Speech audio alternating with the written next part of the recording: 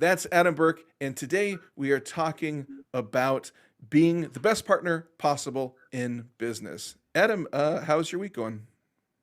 Week's going good. It's been an interesting week. Lot going on in the security world, in partnerships. A lot of organizations having virtual summits. I got to attend and participate in some of those, so it was cool. It was a good. It's been a good week. It's been a good week. That's great. And before I forget, I should mention if you have any questions about technology or the partner subject we're discussing today, feel free leave them in the chat on Facebook. You can leave a comment or the chat in YouTube, and we'll be sure to answer that at the end of the discussion. So, yeah, Adam, anything I'm forgetting I should add? No, no, I don't think so. Cool. No. Adam. Oh, before I forget. So, as everybody knows, Tim Burke, very difficult man to get a hold of for this show. Everywhere else in life, if you need to talk to him, very accessible. Getting him live on this show, very challenging. However, as you saw last week, we were able to get a photograph of him in the wild. Fortunately, before going live today, also able to get a photo of him. Of course, he quickly ran off, and I was not able to get him to go live today. So, unfortunately, Tim Burke is out there in the wild, very accessible to customers, not quite as accessible to spilling the IT. So, just wanted to make that clear. Anytime, Tim Burke, if you'd like to be on the show, we would love to have you. It's good. It's good. I was gonna say, like, you're gonna run the whale pick again, but I like the Sasquatch, the the Homeopithecus, if you will, of It makes somebody wonder next week where will Tim Burke be spotted? It could be a weekly segment until he appears on the show. I got a feeling it might be. Might Got a feeling be. it might be. Yeah. Might be. But Adam, let's get to it. Look at those sound effects. Like it. Nice. We're very lucky to have Adam here. Very fortunate. He's a VP of partnerships here at Quest. Round of applause.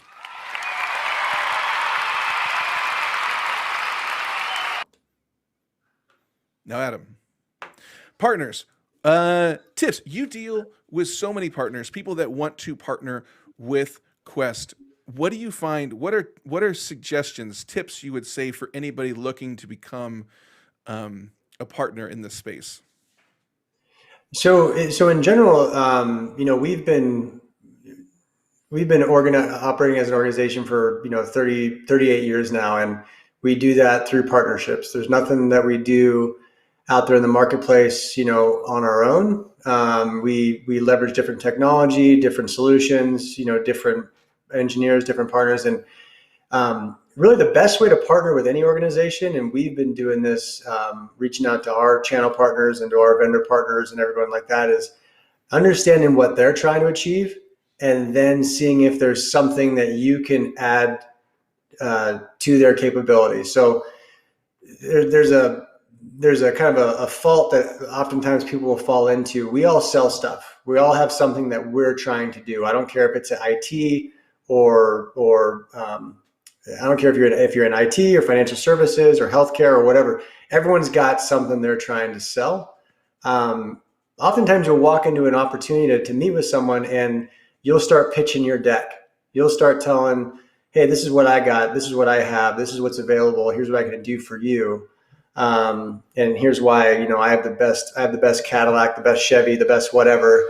And here's the top 10 reasons you should buy from me, Mr. Customer. And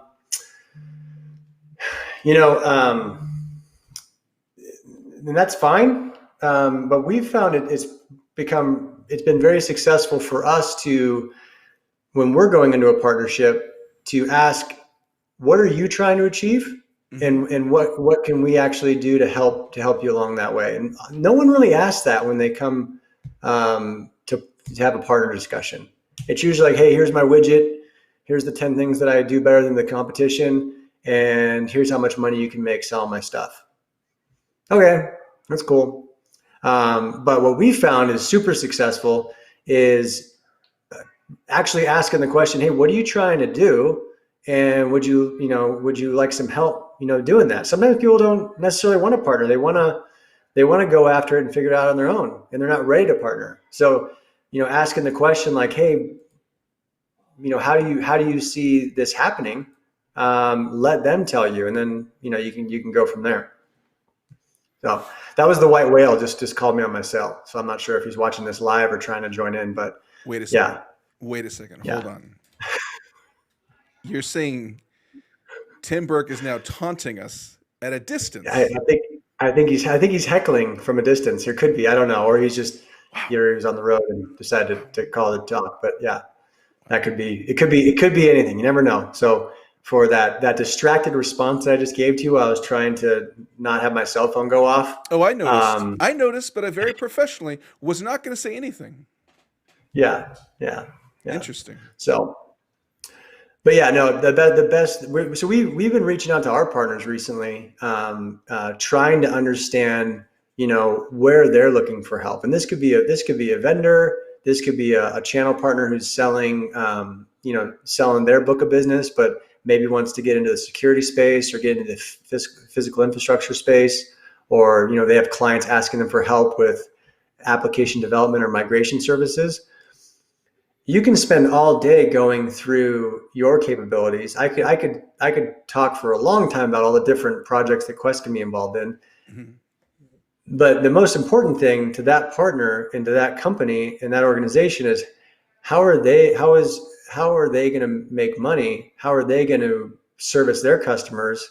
And what can you do for them? So shut up would be my recommendation to myself, and ask the question, what are you trying to do? What's important to your business? And then maybe there's an option for you, maybe there's not. We've gotten 10 times better feedback from our partner community just asking that question. Hey, what are you trying to do? Like, what's your business model? What's your goal at the end of the day?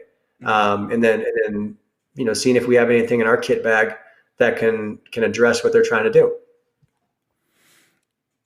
So listening is what you're saying is a huge component that is usually not utilized as much as it could be. Well, I mean, everyone That's likes a to kind polite of way of like, saying, like you said, shut up, which shut is up. true, Yeah, which a lot of yeah, people yeah. don't do, surprisingly. No, I mean you can. I mean, you're on the phone with people sometimes, and you'll be on a call, and the deal's done. They Mhm. told you how to win. Like that's the biggest thing. Is like, hey, how do I win here? Is there a win? Is there a win-win situation where both companies can be successful together? And you'll be on the call sometimes, and that's been stated. The guidance has been given. You Mhm. know where you need to go. You know what you need to do in order to win that engagement, or whatever it is you're doing.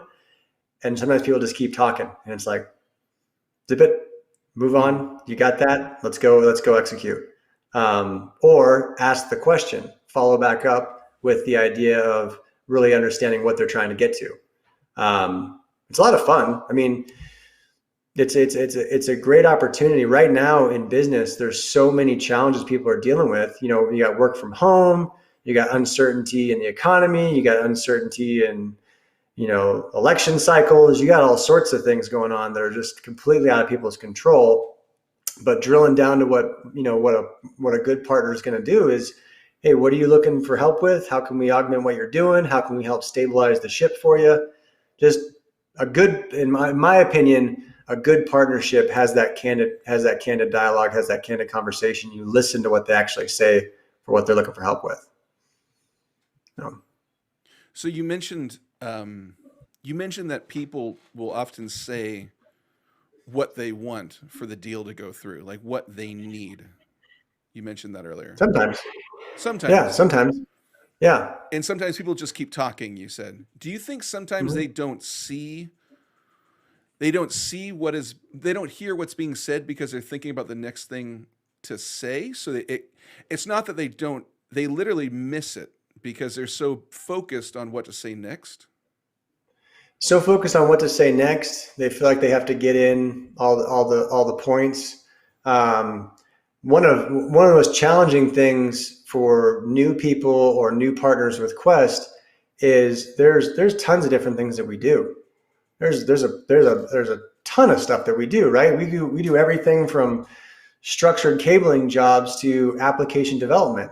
Mhm. And if you have the opportunity and the exciting opportunity to get involved in an end user conversation with a partner, the biggest danger that you have, other than completely not listening to the end user, is trying to explain everything that we do all at once in a 30-minute segment. And here's all the different ways we can help you. It's just it's a real challenge, because we partner with an organization called Avant Communications, right? They're a distributor of technology.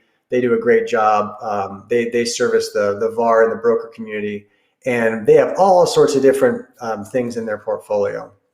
If you try to understand every piece of technology that broker has, and that organization, that master agent has, we spent, they had a 2-day session this week educating their agents and their partners about all the capabilities that they have. Mhm. 2 full days, and maybe they got through 20, 25 vendors realistically. Mhm. I mean, and I think they have over 100 suppliers in their portfolio. We happen to be one of them, and we do a lot of them in security and infrastructure services and things like that. But there are just so many things you can do. You can definitely step over the opportunity by trying to be too much at one time. So, like, zeroing in on the opportunity of the moment, focusing on that, but then also pivoting away from the one and done transaction. That's a big balance. Partners who can balance that, like attack the opportunity that's right in front of them, while at the same time leaving themselves open to pivot to new and different opportunities in an account. Um, those are the organizations I think are going to do really, really well. And that's what we're always trying to teach our people from a relevance standpoint. Be relevant in the conversation you're in, but then also be able to pivot into new opportunities and help out in different areas. Okay. Yeah. Yeah. Well, I think that's a lot to chew on. I don't know. I mean, I'm trying to think of a follow-up question, but everything I'm thinking of, I'm like, well, no, you addressed that and you addressed that. Well, there's a ton of different ways to be a good partner, and one of the things that you need to understand, or that I'm always challenged to understand, is what role am I in for this organization, right? What role am I playing today for this partner? Are you going in as the trusted advisor? Are you going in to evaluate, and help them evaluate what's going on? Are you carrying a certain flag for a certain technology or a certain decision? Are you helping them with a pricing evaluation? Are you acting as a sounding board for something they've already said? Like, And how would you you know, know, like, how would you, when you're going into that, how would you know which one to choose? Because there's a lot of options. ask them. Simply ask. Ask. Yeah, why are we here? What are we doing? Is that a pretty uncommon thing that you've found people don't ask? They just kind of talk and then try to stumble their way through it and figure it out in the conversation Yeah. versus just being proactive and saying, what are we here to do? Well, yeah. There are tips or tricks to do it, but I'm not that nuanced, and there are people on our team who do it 10 times better than I do. Well, But the way that you just ask the question is, hey, here's what I'm prepared to discuss mhm. today. Can you let me know which areas you'd like us to focus on, and then let them tell you, why you're there. It might we got pulled into an application development. We thought it was an application development opportunity, but it ended up being an endpoint protection, more of a security opportunity for a bring your own device type of engagement. We thought we were going in there to talk about upgrading organization from, they had some Windows 7 legacy operating systems in their environment. Mhm. We thought we were going to go in there and help them, patch and update and move their POS application to their point of sale application from a Windows 7 environment to a Windows 10 environment. So we thought we were going to do some development work for them, but they ended up not needing any help with that at all. They had that figured out. They were trying to figure out how to secure the endpoints at the point of transaction. So like there were some hacks that happened a few years ago. I think there was a large hardware store that got hit, and a few others that they got breached at their point of sale application got hit. This firm was trying to not be one of those. So we basically started the call off with the idea of, hey, here's what I'm prepared to talk about. Where would you like to start? And the client and the partner actually re-guided the conversation to what they were actually trying to achieve, which was awesome. And that gave us, okay, well, again, they told us where we needed to be. If we just went, stayed on course to talk application development, mm-hmm. well, you're marching the wrong direction, and you're not going to address anything that they're asking you for help with. So you just gotta be able to pivot as much as you can. Have a plan to pivot if you need to. Okay. But again, like right now is such a fun time to be involved in business and in the business of IT, because there's so many complex challenges coming in like every single day. Like this week we had multiple engagements in the security space where people were needing help. Some in some emergency mode, some proactive mode, where things had shifted. They needed help quickly, and I think we talked about it last week. Having a diverse skill set of people who you can plug in, and knowing who to call when is it's exciting. I mean, there's nothing better than when you get that. It's like a puzzle, but it's like speed chess, right? It's like the idea of like, hey, you have a problem, and you gotta resolve it quickly. You gotta have a high sense of urgency. Mm-hmm. You gotta put those parts and pieces together, and you gotta go. So it's kind of like Mousetrap as well. So it's kind of like a puzzle meets speed chess meets Mousetrap, the game. This analogy's getting a little long, but it's fun in the sense that you have diverse like needs coming in, and you need to respond quickly and bring in the right people to help. So it's been I don't know. I got to participate and watch and dial into a few of these virtual summits, mm-hmm. and it's just really cool because there's a huge there's more and more people out there getting involved in IT from different angles and from different areas, and it's just there are just tons of partnership opportunities out there to bring in the right team for the right opportunity. So it's interesting that you're saying like so many great opportunities out there. Do you find that there's so many people in the environment right now complaining, and sometimes when you're like, oh, these are great opportunities, that you feel kind of bad because you're like, no, you see the world as bad. I don't see the world as, does that make sense? Yeah. I mean,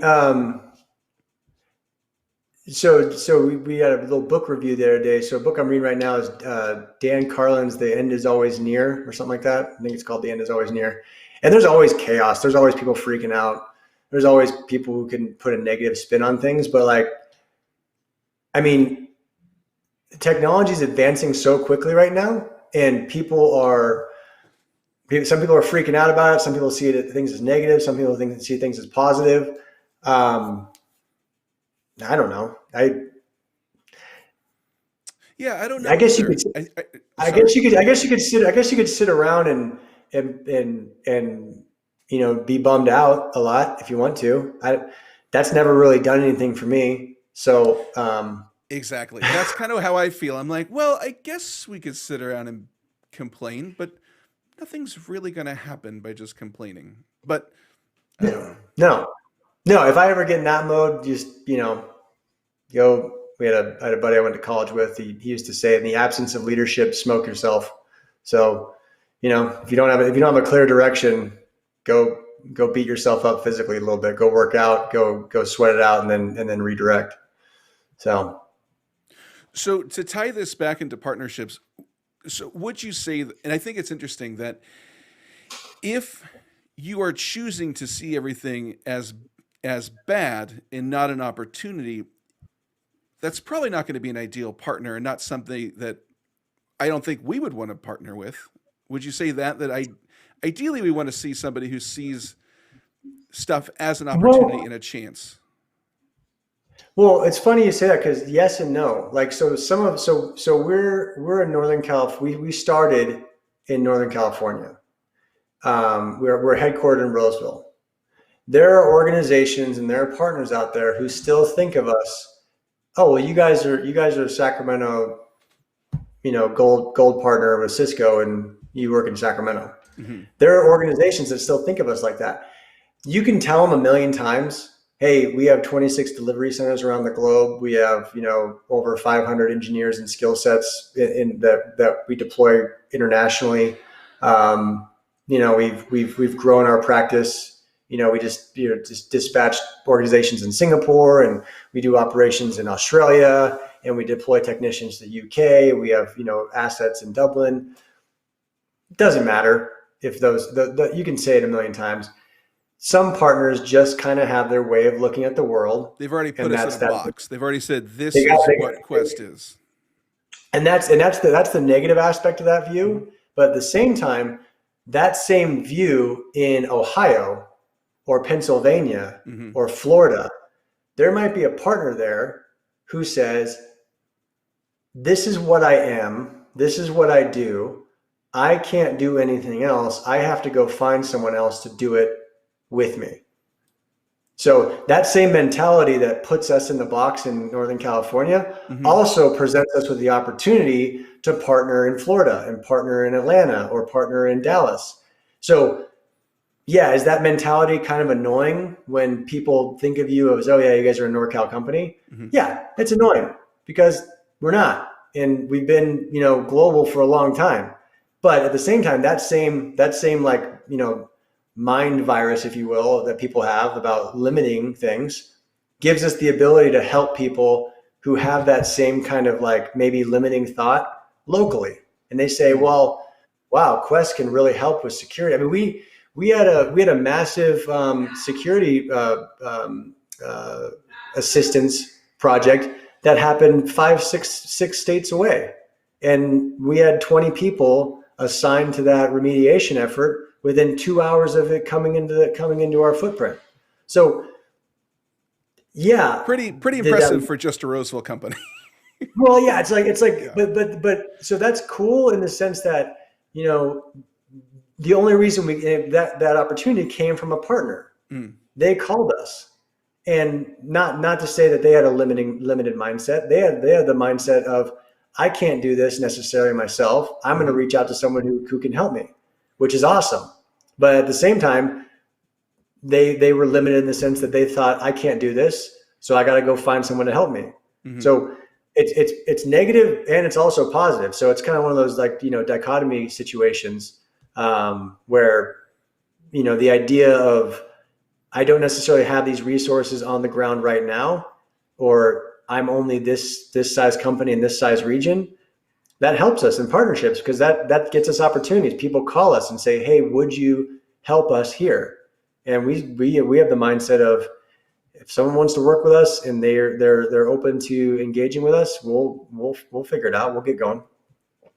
So Nice. And I guess that's what I was. Well, I mean, you said it a lot better than I did. What I was trying to say is that it is all how you look at it. Like you said, you could look at it as a negative, but then again, also it feeds these positive opportunities as well. yeah, and sometimes I mean, we got got a little anyone could probably sense we got maybe have a little chip on the shoulder about that regional concept, Little chip, just little little tip, little chip. little tip. But I like nothing more than a partner calls me in to an opportunity, and the competition has no idea where the hell we came from. Mm, They're like, what the heck was that? And you can change the game, you can deliver it in a unique way, you can have a capability conversation that no one's even having, and you just you just you snatch that one right out of there. It's good. It's a good feeling. what's that movie with Keanu Reeves where he comes in as a quarterback? The Replacements? Is that what it is? In the Keanu Reeves world, I don't know. Yeah, I think it. Yeah, could be. Replacements? Could Okay. be. Yeah, I could don't know. be. I think in many ways, we kind of, I think we're kind of Keanu Reeves-ish, where it's like, where did this guy come from? He's leading this team to a championship. I'm gonna have to go. I'm gonna have to. It's Friday afternoon. I mean, we'll throw in the Keanu Reeves this Oh, that's a weekend. good Check. one. That's a great Keanu Reeves film. Yeah. All right. Yeah. All right. Well, Well, they did just remake Bill and Ted's Excellent Adventure. did I haven't seen that one. I know we watched that like 20 times when we were kids, but uh, yeah. I haven't seen the new one. Well, it's pretty good. It's pretty entertaining. I will say, I went ahead and bought it because it was only $5 more to buy it than rent it. So it's good. Is it worth Nice. $30? I don't think so, but it was entertaining. Well, yeah. Yeah. Keanu Reeves donates a lot to charity. That guy's pretty solid, so it's all right. Yeah. Well, it's Adam. I want to respect your time. We're coming up on a half an hour. This anything else within the partner realm that you'd like to discuss before we kind of jump to the second section? Any other tips? No, I probably didn't come up with too many great tips, but I think we'll just hashtag them out. You got shut up is the first tip. Yep. That's tip number one, and tip number two is listen to what they're trying to achieve, and see if you're relevant in that conversation, and then So shut up first. First shut one, up shut first. up. Second one, listen to what they need or what they're really Yeah. asking for. Yeah, yeah, and the last one is that limiting mindset of like, hey, you are this, you are that. Partners and everybody's going to have that defined sometimes for you, but also sometimes they can come to you with a diverse need, and you can partner up and help execute on it. So yeah. Nice. So Adam, another question.